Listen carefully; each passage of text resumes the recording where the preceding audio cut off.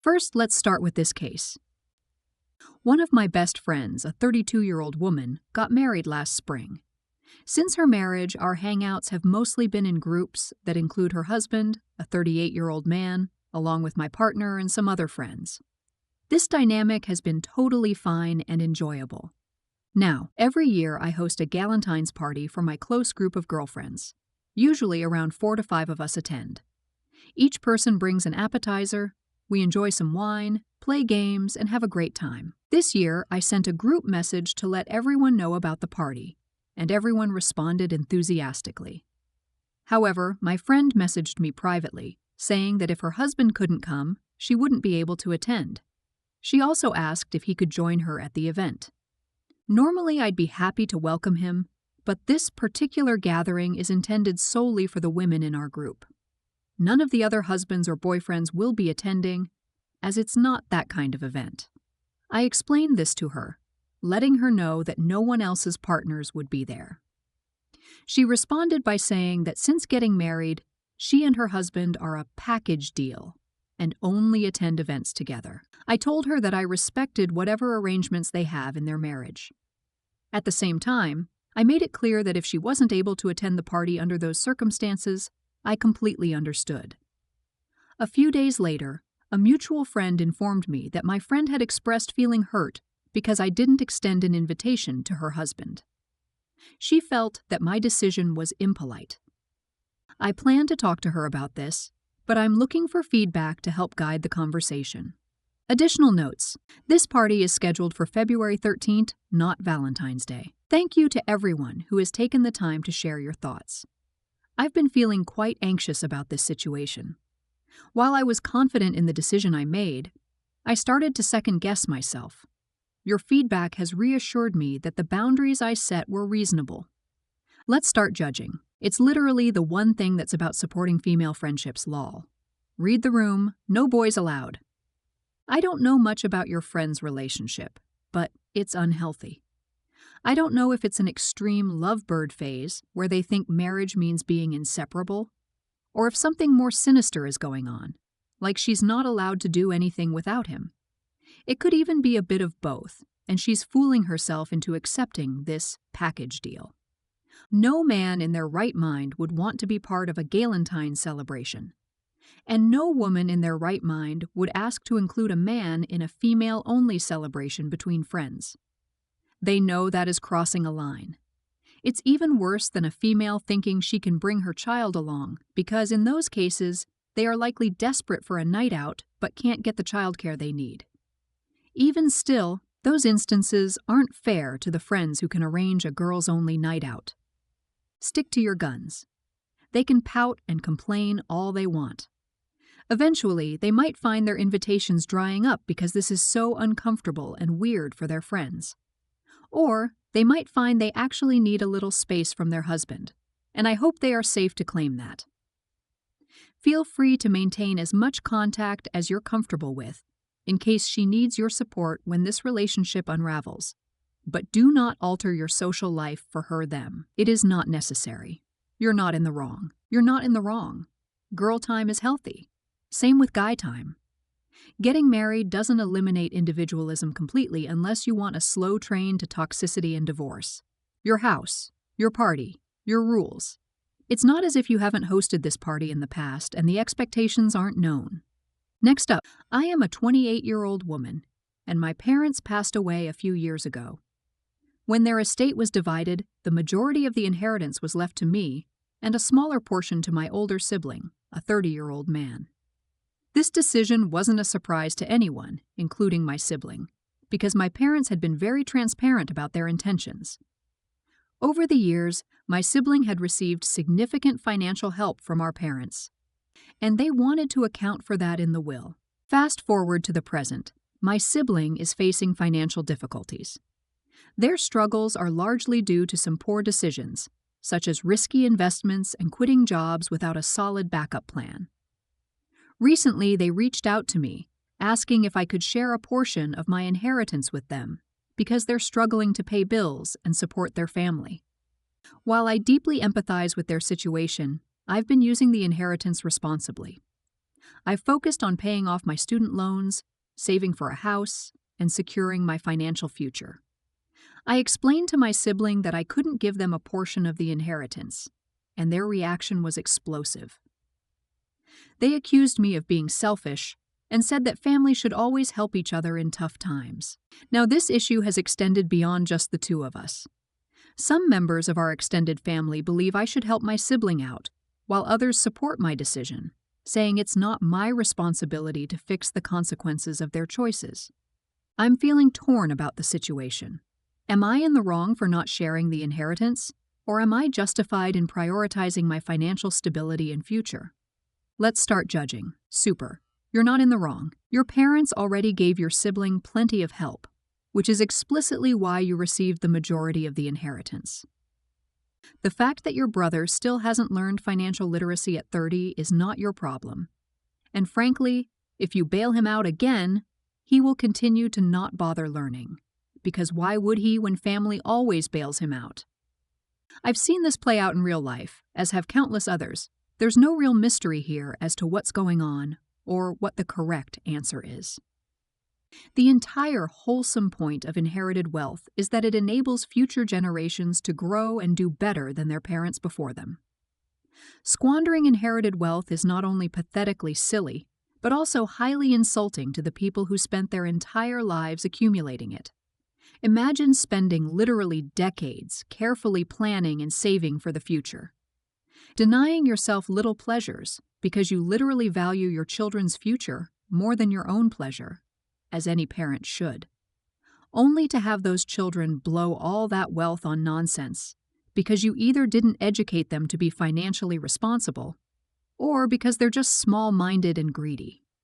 Either way, that is not what your parents worked so hard for. You're not in the wrong. If you give them that money, it's almost guaranteed they'll make the same poor decisions with it. Your parents had their wishes, and it sounds reasonable. If your other family has issues with it, tell them you're glad they've stepped up to give your sibling money. You're not in the wrong. Your parents were very clear about their intentions, and your sibling got money too, and blew it. Now they're asking you to clean up their mess. Do not enable him in this way. Do not fall for the emotional blackmail, the whining, the accusations. You are honoring your parents' wishes. End of story. And to other family members who have an opinion about it, tell them that if they feel so strongly about it, they can give your brother money. Next up, here's the rewritten version of your situation, while maintaining clarity, proper grammar, and a neutral tone. The situation. My maid of honor, a 29-year-old woman, recently shared some exciting news. She's pregnant and due in August. I'm also 29, and we've been friends for 15 years. I live a plane ride away from her, so planning around major events requires some coordination. Earlier today, my maid of honor mentioned planning her baby shower in a group chat with me and another close friend, a 29-year-old man we'll call Ben. She asked Ben, who lives near her, how she could ensure he'd be able to attend the baby shower, as he has a demanding job. I have a salaried job with flexible time off, so attending events is generally easier for me. My maid of honor then shared that she was considering scheduling the baby shower on a specific long weekend between my wedding in April and her due date. However, I had to tell her, I'm so sorry, but that weekend is Sue's wedding, which I'm already planning to attend. She responded, Woof, well, I think that's the only weekend I can do it. In addition to Sue's wedding, I was planning to attend an event in the same area with another friend, Daisy, who was flying there for it. With my remaining weekends free, I told her, I'd really hate to have to be the bad guy and cancel on two people. I'd really appreciate it if you didn't put me in that position. Admittedly, my wording may have been harsh. Her reaction was dismissive. She said she didn't understand why canceling plans with Daisy was a big deal, but understood Sue's wedding. I explained that while I'd cancel both commitments for her baby shower if needed, it was still frustrating to be put in this position. Her comments escalated. My baby shower doesn't revolve around your schedule. And I get being upset about canceling things. I'll be canceling and changing things for the next 18 years. While I understood she was emotional and hormonal, her words hurt. I suggested she check her husband's family's availability before finalizing plans, hoping to ease the tension. However, she felt I didn't understand where she was coming from. She assumed this weekend was the only one her husband's family could attend, and that the weather would likely be ideal. At that point, I snapped a little. I told her I'd been ignoring her rude comments and just wanted to work together because I love her, but it felt like she wasn't recognizing my effort. I asked her to stop attacking me. From there, we managed to de-escalate the situation. However, I still feel hurt. She seemed unwilling to reconsider her plans for me, but had no problem trying to accommodate Ben. It also upset me that she didn't see the significance of me canceling 2 major commitments involving travel. She believes I should prioritize her baby shower without issue. The question, am I wrong for telling my maid of honor to stop attacking me after I expressed how frustrating it is to cancel 2 large commitments for her baby shower? Additional context, this baby shower date wasn't confirmed with her family yet. She was floating the idea, and I expressed that I'd be busy that weekend. If the date had already been set, I wouldn't have said anything. In our friendship, attending her baby shower is a given, as it's a major life event for her. I'm questioning whether I'm wrong for resisting canceling my commitments, or if she's unreasonable for expecting me to do so without much consideration. Update: I spoke with my maid of honor today, and we've resolved the conflict. We had a communication breakdown. While she does want me to be there, she understands I have other commitments. She decided on another weekend for the baby shower. Let's start judging. Sorry, but you plan to cancel going to your friend's wedding to go to this friend's baby shower? I mean, really? You have your priorities wrong. A wedding is more important than a baby shower. Can't believe I had to type that. You're in the wrong. You're in the wrong for putting your decision on your MOH instead of owning it yourself. She wants to have her shower on the one wedding you're unavailable. That sucks, and you'd be totally within your rights to tell her you're so sorry, but you're busy with a wedding that weekend. It's unfortunate, but people make commitments. I see you said in another post that you'd pick the baby shower over the alternate plans because this girl is your bestie. Great. I've got people like that too.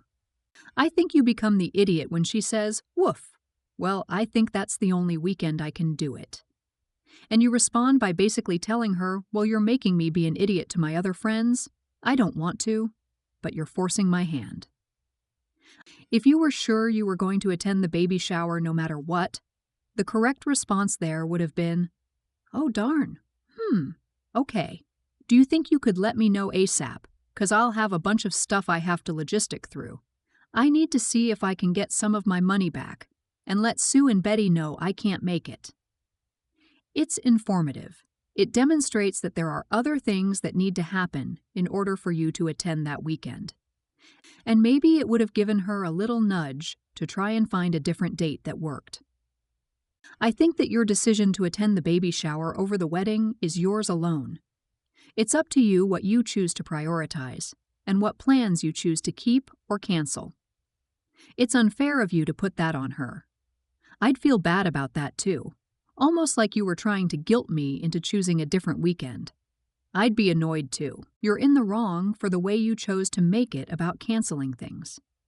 All you had to say was, "Sorry, I've already committed to attend Sue's wedding that weekend, so I wouldn't be able to make it." Next up, I am a 26-year-old man who works full-time for a police department as one of their tow truck operators.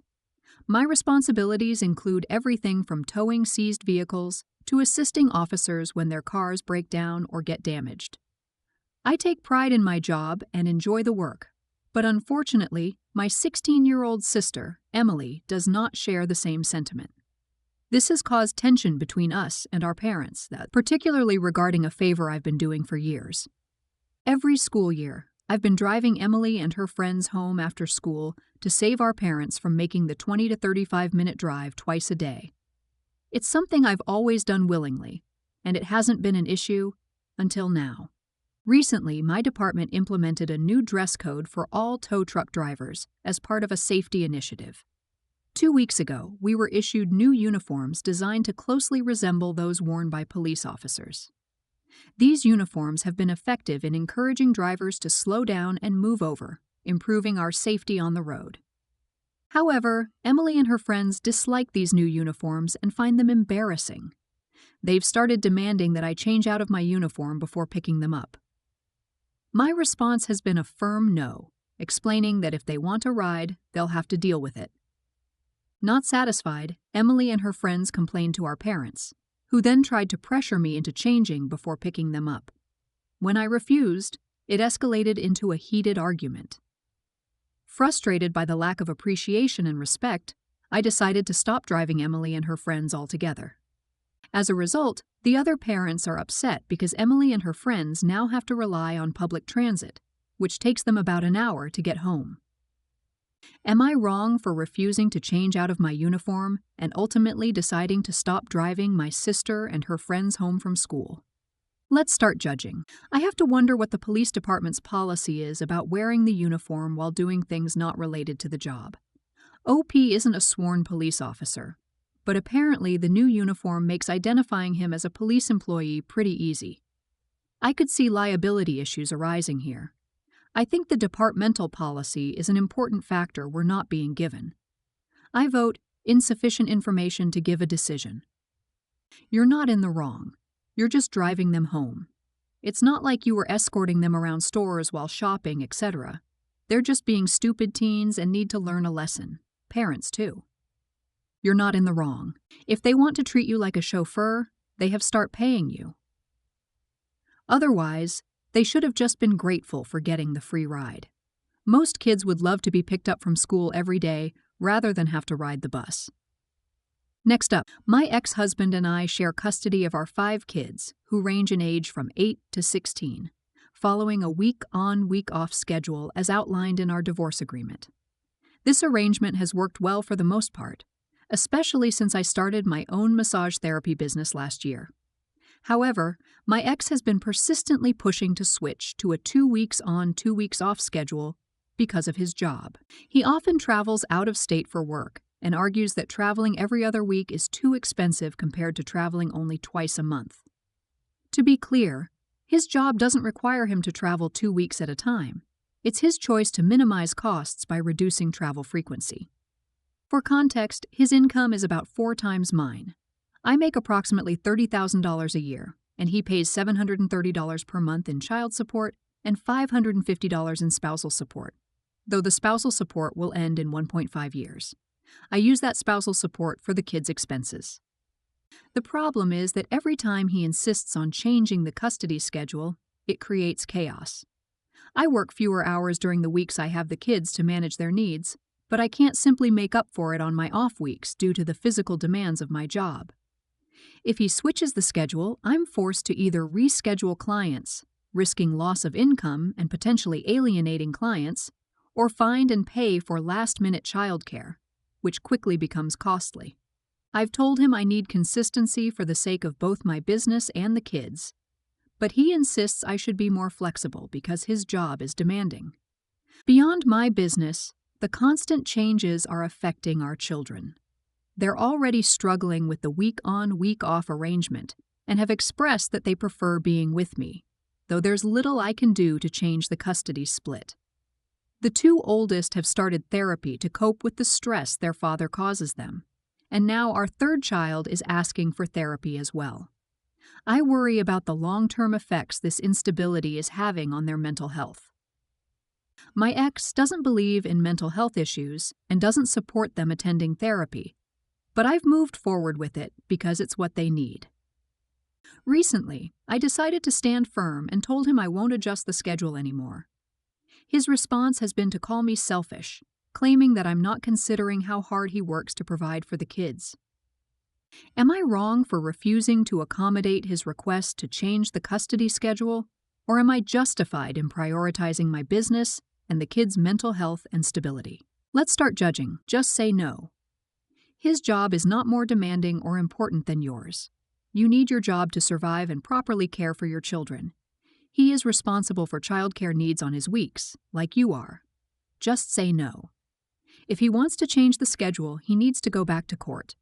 No judge is going to force you to incur additional costs and/or lose your income to accommodate his changing schedule.